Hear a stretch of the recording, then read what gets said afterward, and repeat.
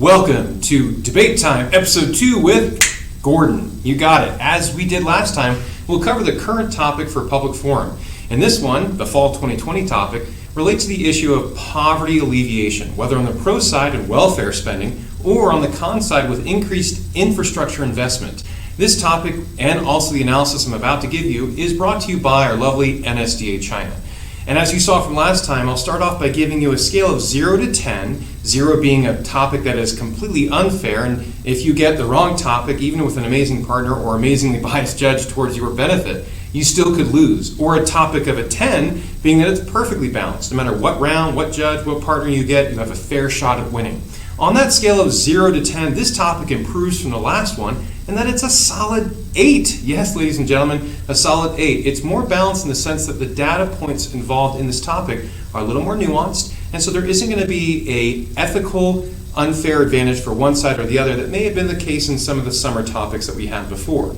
So with that good news, and as we get into it, you know I'm going to give you pro framing and con framing, some context, even a shout out to another topic analysis paper that could help you with your stylistic tactics. But with all that said, court's in session. Now, as we get into the resolutional analysis, the aim of this presentation is to examine the effectiveness of social welfare programs on poverty reduction as compared to the status quo approach of public infrastructure programs. To give some general context and background, the nuanced style of Chinese welfare entitlement programs is a little different and subject to differences for other countries. Let's get specific. In 1997, China instituted a basic old age insurance system for enterprise employees and a minimum income guarantee for urban households. In the following 2 years, it established a basic medical insurance plan for urban employees and strengthened unemployment insurance. The 2000s saw the establishment of the National Social Security Fund, a minimum income guarantee for rural areas, and legislation supporting the disabled.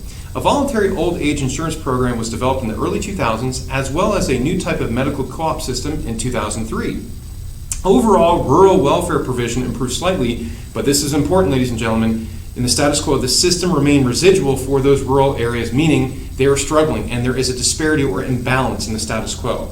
After its inception, though, in 1993 in Shanghai, the Dibao, or system, was implemented nationally in 1999 in urban areas and in 2007 in rural areas. While this was a shining glimmer of hope, as a strict means-tested program, the system targets low-wage families whose incomes fall below the Dibao line in order to support their basic livelihood. Hopefully, the summary above regarding the current Chinese welfare programs can help debaters in general. Ultimately, though, and pay attention, the debater will have to effectively articulate with some of the data points mentioned below whether a reinvigorated means-tested approach for welfare programs, pro side, can better normalize or even out per capita income, average income, specifically for rural areas, or that continued infrastructure relocation programs on the con side can help the rural poor elevate into gainful long-term employment. Basically the old adage of give a fish or teach a man how to fish, right? That's the philosophical dilemma that you might be facing on the pro and con sides. Additionally, the pro will have to mitigate the flaws of means-tested targeting mechanisms, which there are many issues in the status quo Dibao system. That line could be done incorrectly. And the con will have to do the same, mitigating the flaw, for the debt problems of infrastructure investment. This is a nuanced and data-driven topic which can help you avoid bias, but does have some detail. For more general stylistic tactics, this is the shout out I'm giving you. Please also refer to Conrad Powler's suggestions in the evidence packet.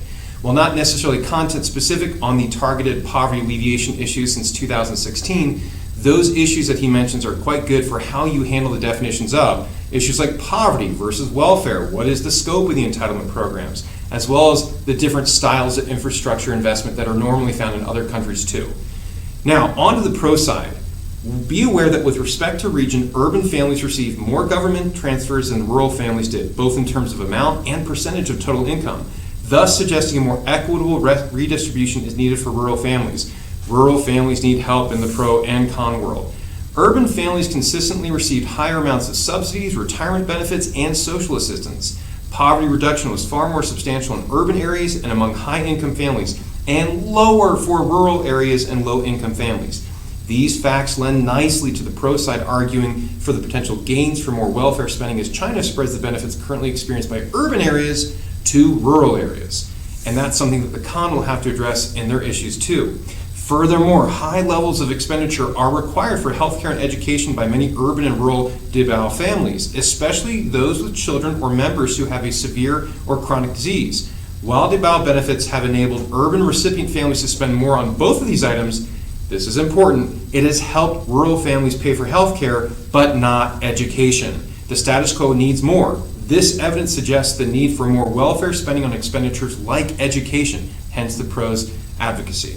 What can be done to improve the DIBAO system's effectiveness? Yes, more money, but specifically in the pro world and with greater spending, improvements can be made to set higher assistance standards, raise benefit levels, broaden its population coverage, and revise its means testing procedures which tend to stigmatize recipients.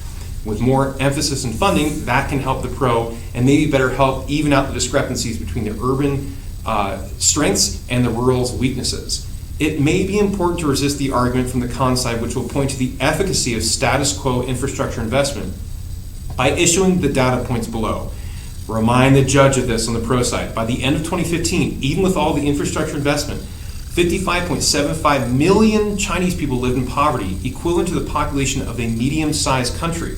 The nation still has 14 poor regions, 832 poor counties, and 128,000 poor villages. It will be a hard task to help the remaining poor as they live in deep poverty and lack self-development capacity.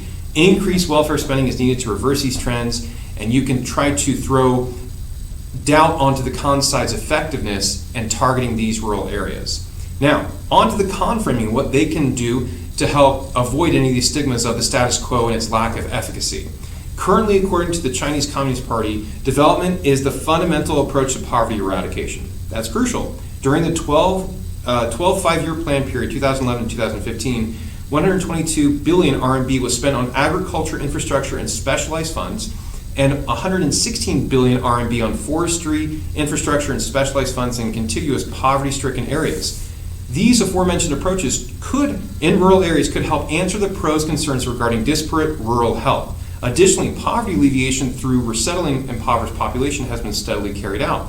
The central and provincial coffers, as well as local governments at various levels, have provided 38 billion RMB for poverty reduction, resettling 5.8 million poor people. These concerted efforts have effectively brought more development opportunity to poverty-stricken areas, hence the con side more of teaching a man how to fish, giving them a better situation and context. In 2016, furthermore, the Chinese government has initiated a new round of resettlement programs for its impoverished population, known as the status quo targeted poverty alleviation. This unique approach, be aware, could dictate the terms of the round, as opposed to a general infrastructure investment approach. This is a unique elephant in the room that must be addressed on both con and pro side in most rounds. As for the pros' concerns regarding education, in 2012 to 2015, the central government rejected 83.1 billion RMB injected 83.1 billion RMB into poor compulsory education schools and 14 billion RMB to build 244,000 dormitory units for 300,000 teachers in remote rural areas. Unlike other places where resettlement is largely a byproduct of large infrastructure projects, which your con cases could be involving, you have to include, in China, resettlement is used as a tool for poverty alleviation. With the introduction of Xi Jinping's targeted poverty alleviation and the goal to end absolute poverty by 2020, resettlement has become central to China's poverty alleviation practice. Rather than investing in dispersed remote villages, the Chinese government prefers to bring people to development by constructing high-density resettlement sites in small towns and para-urban areas. Up to 16 million people are being resettled between 2016 and 2020. Now, all of these positives on the con side could, yes, point to the novelty, the nuance, and the uniqueness of these programs, but the con side has to be aware of that clearly urbanizing resettlement that moves people into high-rise apartments significantly reduces housing size and therefore costs, but also holds with it intense debt concerns. So, as a way to counter the pros' attacks on the economic solvency of the con side, please refer to the CCP's Modified Finance Plan, which is something more new and nuanced. To address the issue, the central government has made it an economic priority to control and reduce local government debt risk this year by reducing the amount of credit banks provide to local governments and by increasing the level of audit and transparency of local accounts. Specifically, the private companies and local government will work together to balance out development costs and land transfer fees. Private investment in joint ownership of projects helps reduce government debt, solve financing issues, and improve operational efficiency and revenues at the same time. This is a good counter for the pros' arguments on the solvency of it. Now, with all that said, both con, pro, as well as some overall contextual factors, the question might remain is, at face value, prima facie, what is going to be the advantage on this? Any inherent bias for the pro or con? Well, in looking at this closely, and being that it's an 8 out of 10 and quite balanced, it's hard to say which one would be a little bit better off the bat. However, I would be quite confident in concluding that the pro side has a little bit of an advantage here, namely because it hasn't been used as much. In the Chinese current status quo system, welfare spending has not been prioritized. Instead, it has been investment infrastructure. That means the elephant in the room of the targeted poverty alleviation programs and the inherent problems of debt associated with it could weigh the con down a little bit more, meaning the pro can say, what have you done? We still have all these areas that are still poor. So the pro might have a little bit of an advantage. However, the con can fight back and use the privatized hybrid models to make it seem as if infrastructure spending does have better long-term benefits, as well as not bankrupting a country.